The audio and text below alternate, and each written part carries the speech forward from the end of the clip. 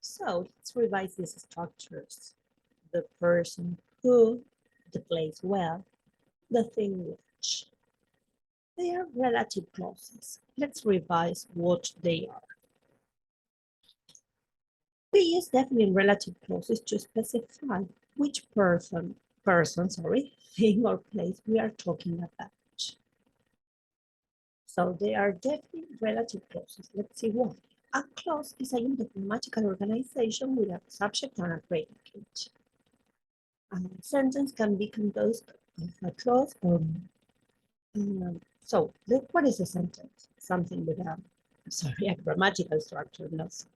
A grammatical structure with subject and predicate. So what is the difference with clause? Well, the clause is a unit, yes, but it can be a sentence or it can be inside a sentence. Let's look at examples. She brought the book. A sentence and a clause at the same time. Ah, she is the girl who brought the book. It's one sentence, but it has two clauses because she is the girl and clause, subject and predicate. Who brought the book? Another sentence. Who works as the subject and brought the book as the predicate. Here, so a clause can be a sentence or it can be inside a sentence. Why do we say that this structure we are talking about is defining? Because they identify what, which, or where we are talking about. For example, that is the neighborhood where I used to live, not any other neighborhood. Yeah? We're specifying what we are talking about. What neighborhood we are talking about? Well, the one where I used to live. And it's relative because, of course, it is related to the sentence. It's not something outside it. The children who came yesterday were my sister's sons. Yes, these children are the ones who came yesterday. Okay, let's see when we use each word. When we talk about people like Laura is the woman who works with me, I was thinking about Paul, the guy who went with us to school. Oh, I like people who are committed. We use who. Who is a relative pronoun we use. Yes, this is the name of these words, relative pronouns. It's not a noun. Yeah, now remember in Spanish, sustantivo. It's a pronoun, and it's relative pronoun. So Laura is the woman who works with me, not any other woman. Paul, who went with us to school, and I like people, not all the people who are committed to specify. When we talk about things, we use the relative pronoun which. To put on the suit which he wore for special occasions. Yes, not any suit, the one he wore for special occasions. Attention here, we can also use that to talk about people and things. Here we can say he put on the suit that he wore for special occasions. It's okay, you can use one or the other. Laura is the woman that works with me. When we are writing a formal letter, it's better to use who or which. But in everyday speaking, it is the same. Oops, let's move my face here. When we talk about places, we use the relative pronoun where. This is the institute where I come to my French classes. This is the hotel where we spend our honeymoon. Okay, so the pronouns we use are who, which, where, or maybe that. When we talk about places, we cannot use that because it sounds confusing. Look at this. It's not okay. Yes. Remember that. This is the institute that I come to my class. It's like, no. This is the hotel that we spend. No. Here we need the where.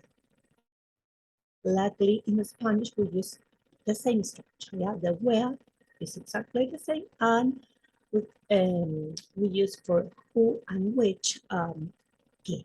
Now, think about these sentences in Spanish. We use the word que too much. No? Too much, two points. Okay, let's look at some examples in songs. This is a very famous song. Somebody that I used to know. The whole sentence is, now you are somebody that I used to know. Instead of who I used to know, that I used to know. Oh no, sorry. Oh no, not me. We never lost control. We're face to face with the man who sold the world. Beautiful song. The song is by David Bowie, but Nirvana made a great cover. So here, the man who sold the world, not anyone. And this is a very old romantic song by Joe Cocker. The full name. Oh, let me see. It's there is a place up where we belong. Where relative for you to pay attention, as I always tell you, when you listen to music, it's like, oh yeah, I remember that structure. But let's see more examples. I made this separation for you to see. In white, we have the first clause. This is the pronoun, and the second clause is the pronoun plus the second part. Okay, so clause one, this can be independent. Yes, like I have a friend. That is the sentence. But we added some more information with the second clause. Well, in some cases, in some other, you need this information in the second one. And arachnophobic is someone, well, you need more information. Yes, what is an arachnophobic? I don't know. So I have a friend who speaks 5 languages. An arachnophobic is someone that is afraid of spiders.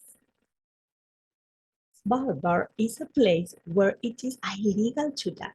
I have not invented this. Yeah, Google Svalbard. It's very funny, but no funny, but kind of creepy. This law. You cannot die in Svalbard.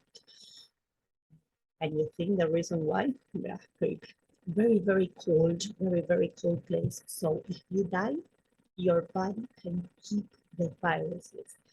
So you cannot be buried here. And it's like if you think you are going to die, go away. Let's go on. A clause is a structure which has a subject and a predicate. Clause is a structure which.